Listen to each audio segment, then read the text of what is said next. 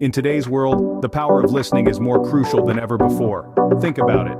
We live in an era of constant chatter where information is always at our fingertips and everyone has something to say. But amidst this cacophony, the art of truly listening often gets lost. Listening is not just about hearing words, it's about understanding and absorbing the essence of those words. The key to building stronger personal relationships, fostering effective communication in the workplace, and even promoting harmony in our society at large. Just imagine the misunderstandings that could be avoided, the conflicts that could be resolved, and the opportunities that could be seized if we all just took a moment to truly listen.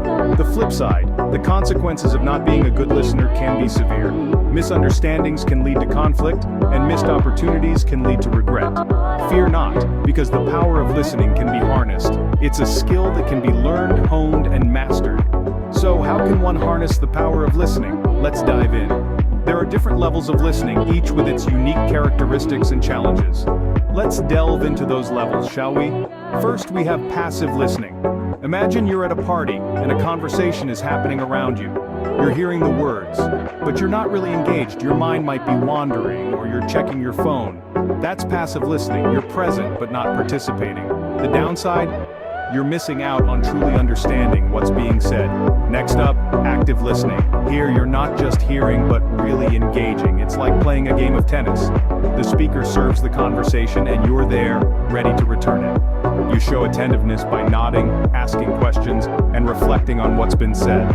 It's all about being present and involved. Then we have empathic listening. This level goes beyond just understanding the words. You're tuning into the speaker's emotions, their experiences. It's like stepping into their shoes and seeing the world from their perspective. Techniques like mirroring emotions and validating feelings come in handy here. You're not just hearing or understanding, but feeling with the speaker. Finally, we have critical listening. This is where you bring out your inner detective. You're actively listening, but also analyzing and evaluating what's being said. You're on the lookout for logical fallacies, biases, and you're asking critical questions, all without passing judgment. It's like being a fair and unbiased judge in the court of conversation. Each level of listening has its own value and place, and the goal is not to stick to one, but to be able to navigate through them as the situation demands. From a casual chat at a party to a heart-to-heart conversation, from a business meeting to a philosophical discussion, the level of your listening can shape the quality of your interaction. Remember, the quality of your listening can greatly influence the quality of your relationships and interactions. So let's strive to be not just good, but great listeners. Improving your listening skills requires certain techniques that foster understanding and connection. Now, let's dive right in and explore these techniques to help you become a better listener.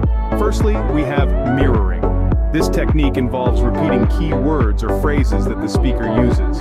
It's not about parroting back every word, but rather demonstrating that you're engaged and encouraging the speaker to further elaborate. For instance, if someone says, "I've been feeling overwhelmed lately," you could respond, "It sounds like you're really overwhelmed. Do you want to talk about it?" Next up is open-ended questions. These are questions that can't be answered with a simple yes or no.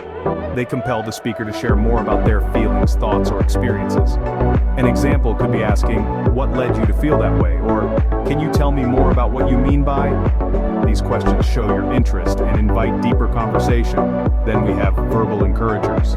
Simple phrases such as "I see," "yes," and "uh-huh" might seem trivial, but they can be powerful tools in showing your continued interest and encouraging the speaker to keep talking.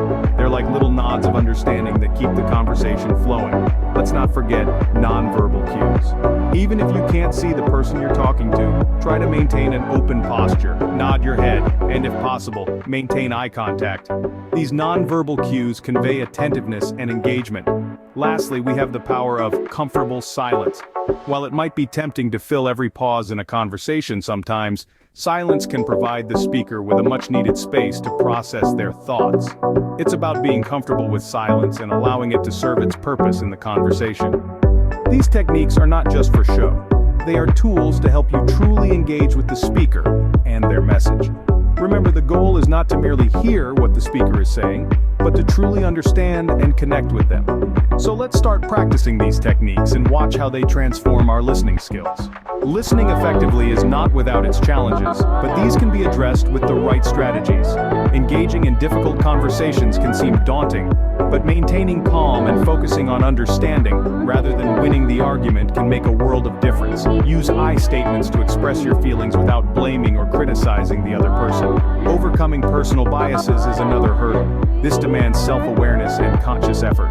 Reflect on how your beliefs and experiences may be clouding your judgment. Strive to listen objectively, without letting preconceived notions hinder your understanding. Handling distractions, both internal and external, is also key. Make an active effort to set boundaries, turn off notifications, and choose quiet environments for important conversations. And when your mind wanders, as it inevitably will, gently guide it back to the speaker's words. It's important to be patient with yourself as you hone these skills. You might stumble, you might falter, but remember, you're on a journey of growth, and every step, no matter how small, is a step forward. Remember, the goal is not perfection, but progress. Like any other skill, effective listening requires consistent practice and self-reflection. Role-playing exercises can be a valuable tool in this process. Pair up with a partner, take turns being the speaker and the listener, and provide each other with constructive feedback. This can help identify potential areas for improvement and put theoretical knowledge into practice. Self-reflection prompts can also be incredibly beneficial. Take a few moments each day to reflect on your listening habits. Ask yourself, was I truly present in my conversations today? Did I manage to set aside my biases and distractions? These prompts can pave the way for conscious improvements. Don't forget the importance of continuous learning. There are numerous resources available to help you further develop your listening skills. Books, articles, and workshops can provide a wealth of information and practical tips. Remember, the journey to becoming a better listener is a continuous one, filled with learning, growth, and deep connections.